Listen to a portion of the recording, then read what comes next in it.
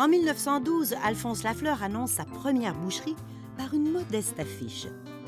S'il avait pu, il l'aurait illuminée avec une invention toute récente, l'enseigne au néon. Ce n'est donc pas un boucher de Québec, mais un coiffeur de Paris qui a eu la première enseigne au néon en 1912. Un peu auparavant, un savant français, Georges Claude, avait eu une fameuse illumination. Il avait eu l'idée de faire passer un courant électrique dans un tube de verre contenant du gaz néon. Surprise, ça produisait une lumière rougeâtre.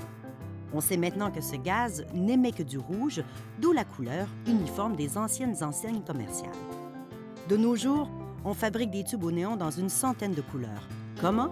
En appliquant diverses poudres phosphorescentes à l'intérieur des tubes et en utilisant d'autres gaz. Mais on les appelle quand même des néons. Rapidement, le tube au néon a séduit les commerçants, mais aussi les architectes et les décorateurs de toutes les métropoles d'Europe et d'Amérique. On peut penser qu'il contribue à la pollution visuelle, mais que serait Times Square à New York et Las Vegas sans la lumière vibrante de leur néon? Le tube au néon, quelle invention lumineuse!